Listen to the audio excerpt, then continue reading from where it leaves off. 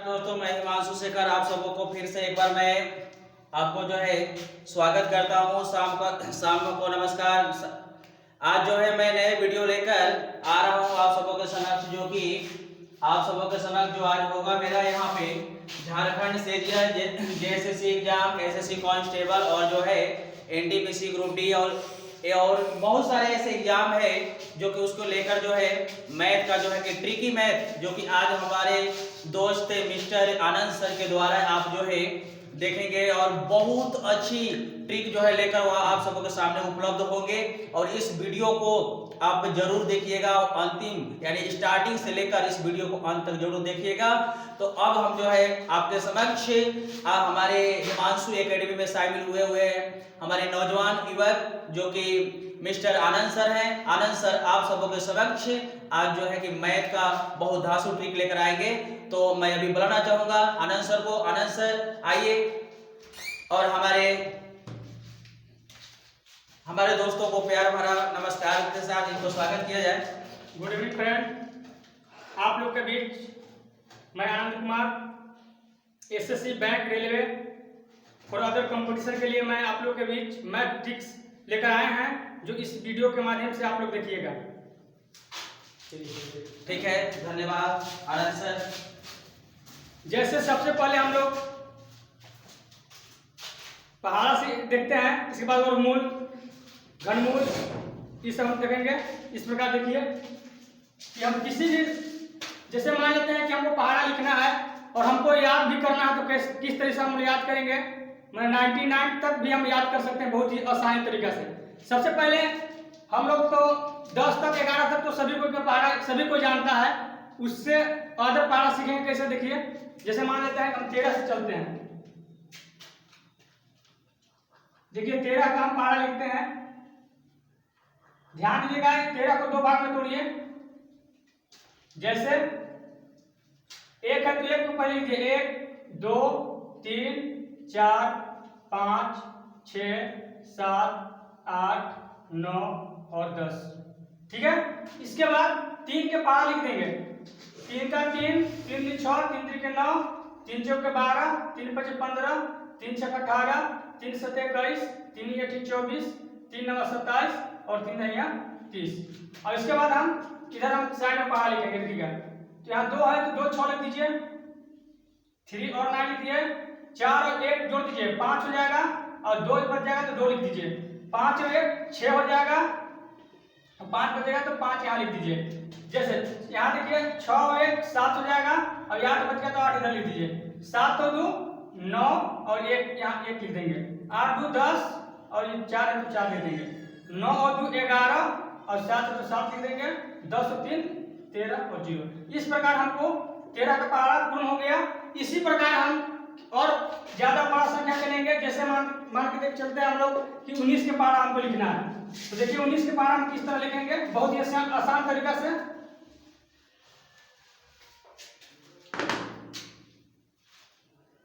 दो बार इसको देख लीजिए, याद हो जाएगा बनाने का।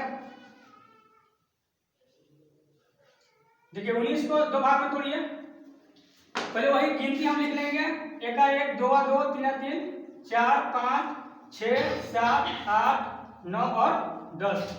देखिए फिर 9 का पहाड़ा लिखिए, 9 का 9 18, 9 3 27, 9 4 36, 9 5 45, 9 6 54, 9 7 63, 9 8 72, 9 9 81 और 90।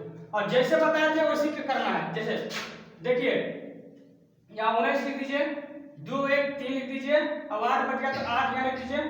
अब यहाँ देखिए 3 और 2 5 हो जाएगा, 7 है तो 7 लिख देंगे, 4 और 3 7 हो जाएगा, 6 कम 6 हो जाएगा, 5 4 9 होगा और 5 कम 5 दीजिए, 6 5 11 और 6 कम 6 लिख दीजिए, 7 और 6 13 हो जाएगा और 3 के 3 लिख दीजिए।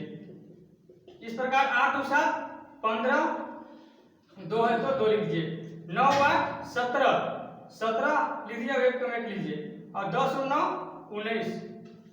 इस प्रकार 19 की पहाड़ा पूर्ण हो गया। ऐसे ही हम लोग नेक्स्ट भी मतलब जितना तक लिखना है पहाड़ा उतना तक हम लिख सकते हैं, 99 तक लिख सकते हैं, मैंने लिख सकते हैं इसी प्रकार। अब हम लोग चलते हैं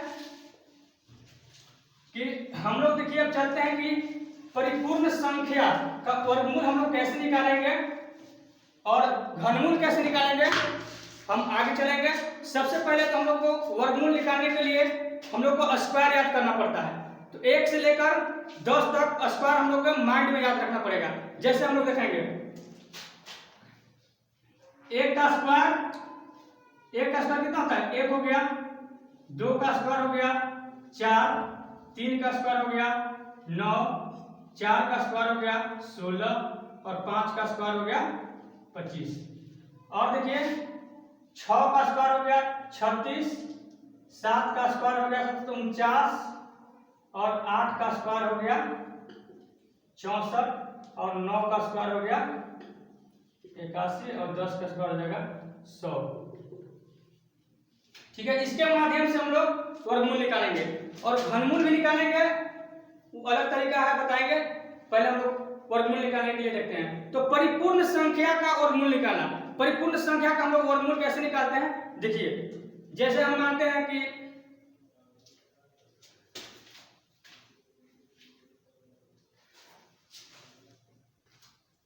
इस प्रकार हम लोग वर्गमूल निकालेंगे। देखिए बहुत ही शॉर्ट तरीका, मतलब पेन उठाइए और डायरेक्ट आंसर लिखिए।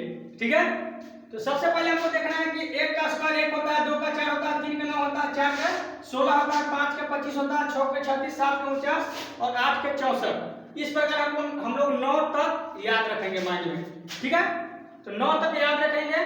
तो सबसे पहले हमको देखना है कि स्क्वायर यानी वर्गमूल में 2 का जुड़ा होता है। ये तो पहले आप लोग जानते ही हैं कि वर्गमूल में 2 का जुड़ा होता है।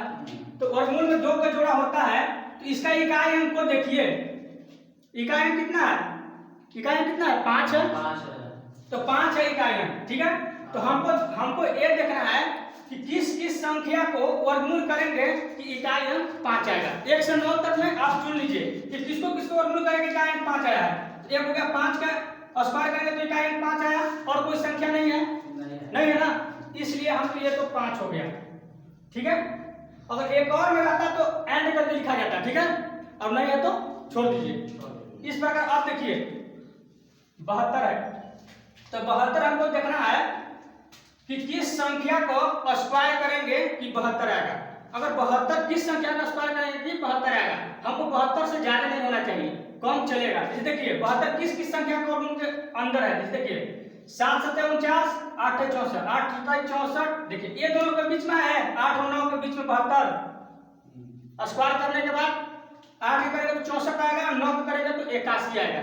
इस प्रकार हमको 81 तो बहुत बड़ा हो जाएगा, बड़ा हो जाएगा 81, तो हम लोग 81 को नहीं लेंगे, छोटा वाला को ले लेंगे। तो छोटा कौन है, छोटा कौन है 8 है, तो इस प्रकार 8 हो गया डायरेक्ट आंसर। ठीक है, कोई दिक्कत? अब देखिए हम लोग चलते हैं दूसरा क्वेश्चन। दूसरा क्वेश्चन देखिए, परिपूर्ण संख्या के ही निकलेगा इस मेथड से। ठीक है,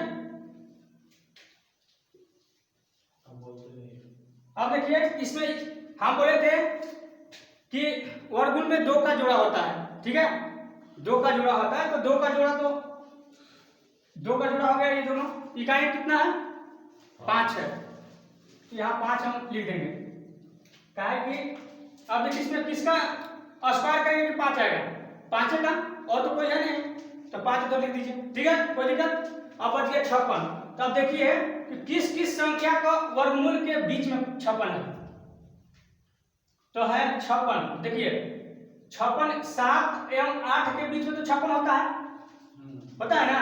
7 का स्क्वायर करेंगे तो 49 हो जाएगा, 8 का स्क्वायर करेंगे तो 56 हो जाएगा। तो 56 तो हमको बहुत ज्यादा हो जाएगा। देखिए 8 का स्क्वायर तो 64 हुआ ना, तो 64 हमको ज्यादा हो गया, इसलिए छोटा वाला करेंगे। तो छोटा वाला कौन है 7 है, 7 है, तो 7 हो जाएगा। इसका वर्गमूल हो जाएगा 75। इस प्रकार हम लोग सोल्व करेंगे। चलिए अभी तक हम लोग टाइप 1 सीख रहे थे, वर्गमूल का टाइप 1 था। अब टाइप 2 में चलते हैं। तो टाइप 2 कहता है कि मतलब मेथड वही है लेकिन थोड़ा सा अंतर है, और थोड़ा सा अंतर क्या है हम लोग इस वीडियो के माध्यम से देखेंगे। देखिए तो हम बोले थे कि वर्गमूल में 2 का जोड़ा होता है। ठीक है, वर्गमूल में 2 का हम जोड़ा तो मान लेते ले लिए 44 ले लिए। अब ये देखना है इकाई अंक को देखना है, तो इकाई अंक कितना है 4 है। ठीक है, अब देखना है इस संख्या में वर्गमूल करने पर इकाई अंक 4 किस किस को गुना इकाई वर्गमूल करने पर 4 आया, बताइए। जैसे हो गया, मान लेते हैं कि 4 हमारा 8 के आ गया, अब 2 के स्क्वायर, 2 का स्क्वायर करेंगे तो 4 आएगा, अब 8 का स्क्वायर करेंगे तो अंत में 4 आएगा, मतलब इकाई अंक 4 आएगा। तो हम लोग लिखेंगे कि 2 और 4, यहाँ तक समझिए, ठीक है। इसके बाद हम बोले थे कि अब इधर चलिए, जैसे 14 है, तो हमको ये देखना है कि किस किस संख्या के वर्गमूल करने पर ये बीच में है। जैसे 14 है तो 14 का तो मान लेते हैं कि कोई के वर्गमूल करेंगे तो 14 नहीं आएगा, या तो ज्यादा आएगा या तो कम आएगा ना। इस प्रकार हम देखेंगे 14, तो मान लेते हैं कि 3 का स्क्वायर करेंगे तो 9 होगा, और 4 का स्क्वायर करेंगे तो 16 आएगा। तो ये दोनों के बीच में क्या आएगा, 14 होगा। 3 और 4 के बीच में 14 आएगा। 3 को स्क्वायर करेंगे और 4 का स्क्वायर करेंगे तो दोनों के बीच में 14 आएगा। इस प्रकार हम लोग लिखेंगे, तो देखिए 14 आएगा। अब देखिए 3 का स्क्वायर करेंगे तो 9 आएगा, और 4 का स्क्वायर करेंगे तो 16 होगा। तो हमको बड़ा वाला तो नहीं लेना है, क्योंकि 16 14 से बड़ा है, ठीक है। जब भी लेना है तो हमको छोटा वाला लेना है। तो छोटा कौन हो गया, 3 होगा, यहाँ 3 लेंगे। तब इसका वर्गमूल होगा 32 या 34। अब हमको ये देखना है कि 32 होगा कि 34 होगा। हम लोग कैसे जानेंगे, ठीक है, कि 32 होगा कि 34 होगा। हमको तो पता है कि ये दोनों में से वर्गमूल होगा, या तो 32 होगा या तो 34 होगा। तो कौन होगा भाई, हमको जानना जरूरी है ना, सटीक आंसर हमको लाना है। तो सटीक आंसर लाने के लिए क्या करेंगे, 3 है तो 3 और 1 अपने बढ़ा दीजिए, 3 1 4 हो गया, 3 4 पे 12। अब देखना है कि 12 से 14 बड़ा है कि छोटा है, बड़ा है। 12 से तो 14 बड़ा है, इसलिए आंसर हो जाएगा बड़ा वाला, इसलिए बड़ा वाला आंसर होगा 34, ठीक है। और इसी प्रकार हम और एक एग्जांपल के माध्यम से समझेंगे।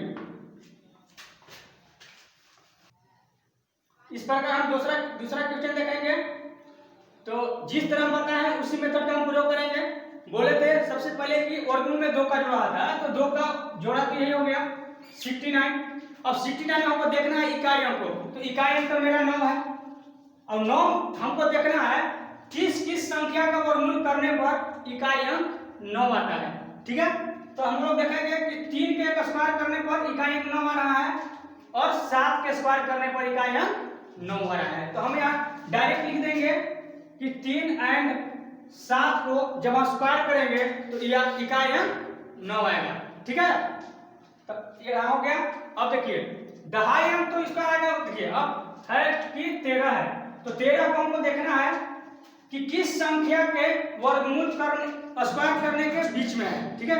अब देखिए 13 किस किस संख्या को स्क्वायर करेंगे कि बीच में आएगा 13। देखिए एगो 3 का स्क्वायर करेंगे और 4 का स्क्वायर करेंगे, ये दोनों का बीच में क्या है 13 होगा, ये दोनों के बीच में 13 होगा, ठीक है। अब देखिए देखना ये है कि 4 का स्क्वायर करेंगे तो हमारा 16 आएगा, अब 3 का स्क्वायर करेंगे तो 9 आएगा।